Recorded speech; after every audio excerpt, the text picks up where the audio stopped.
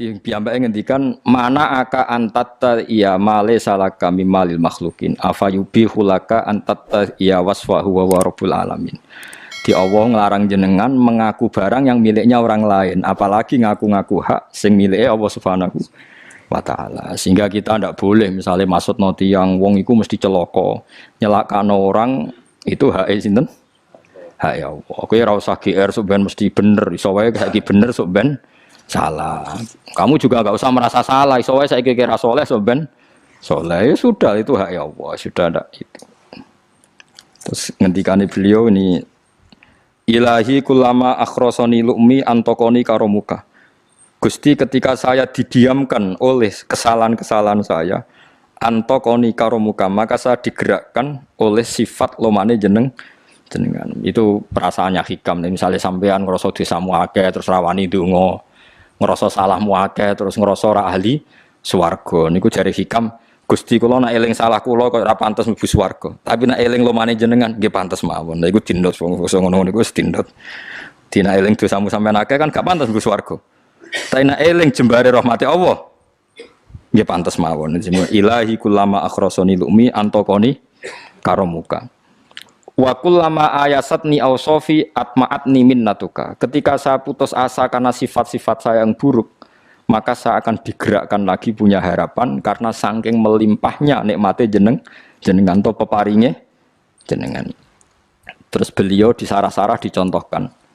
Saat Umar masih kafir itu pernah gak minta jadi muslim kan enggak, tapi ketika Allah menghendaki dia jadi muslim maka jadilah Umar seorang yang muslim.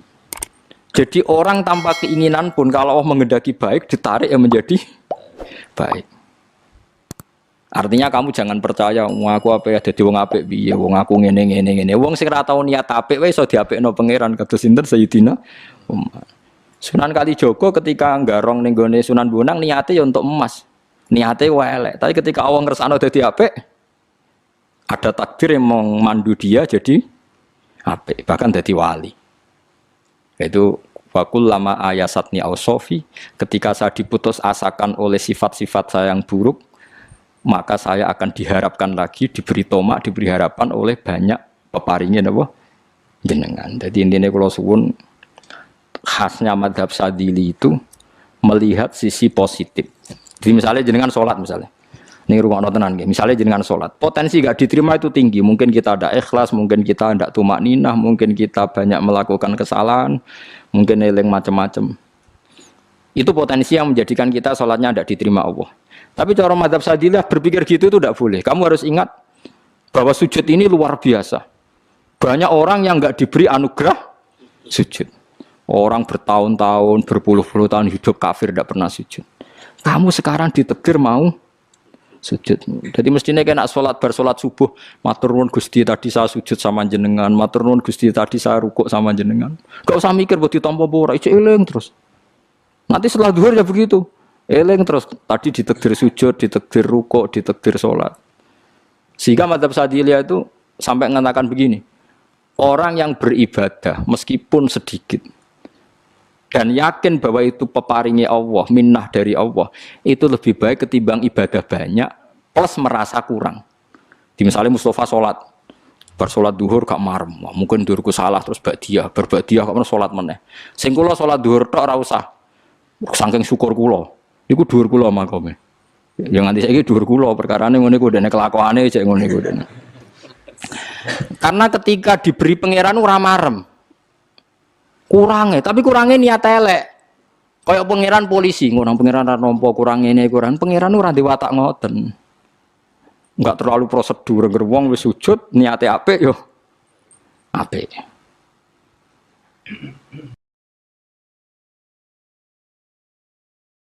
Ya mulane kula nate debat mbek jenengan kula kan bolak-balik cerita. Sampai nak sujud itu untuk menjadi sah itu kan bathuk, tangan loro, dengkul loro, delamaan loro sehingga harus sujud pada 7 anggota. Jadi menurut mazhab yang asoh kalau sujud itu harus 7 anggota. Tapi ada ulama yang mengatakan cukup bathuk tok ambek sikil. Angger wis ngene jenenge sujud. Alasannya ulama ini masuk akal. Saya nak diwalik. Ono Zaid yang Muslim, Bathuke ditemplekno bumi niat sujud ning berhala, hukume kafir ta ora? Enggak jawab ya, kafir kan? Iku syaratnya anggota pitu apa asal bathuke nemplek? Mulane jari ulama sing kaul sani. Lah iya nggo murtad ora usah syarat kok nggo bener. Syarat.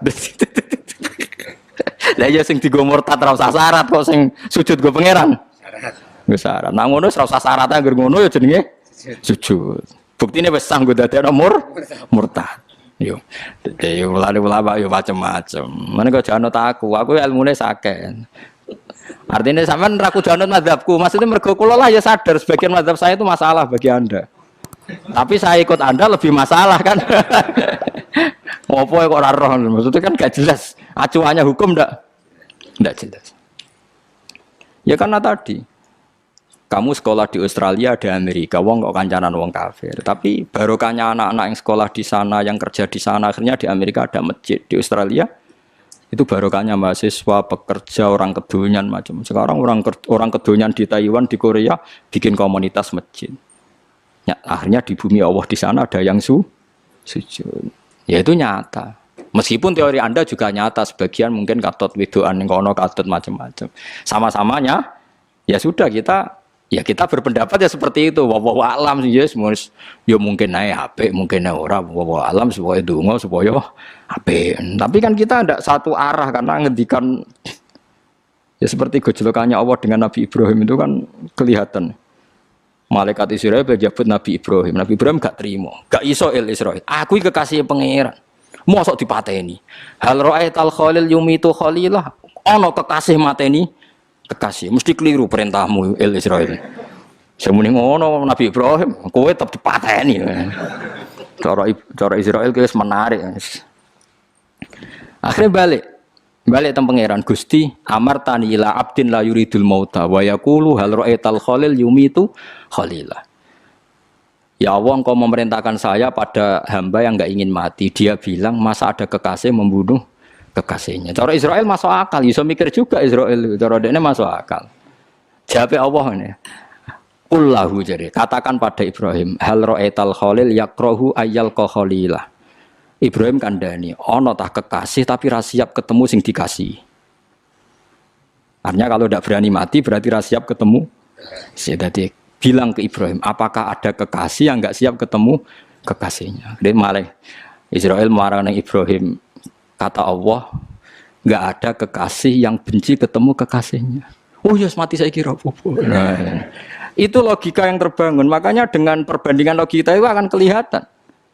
Pertama, koyo-koyo logika Ibrahim itu masuk akal. Tapi ketika Allah ngendikan, ono tah kekasih rasiap ketemu kasihnya. Nah, kitab Mahalli itu kitab yang menjelaskan sekian teori fikih yang nggak mansus ya, saya ulang lagi, yang nggak ada nasnya. Kemudian diulang-ulang oleh cara berpikir tadi. Nah, akhirnya jadi kitab khilafah, kitab ikhtilafat dalam Syafi'i yang paling dianut ulama seluruh dunia. Jika terus Habib Zain Samangke, semua ulama itu rujukannya kitab Mahalli. Ya karena tadi yang nggak ada nas, saya ulang lagi, yang nggak ada apa? Nas itu ada sekian pilihan kaul.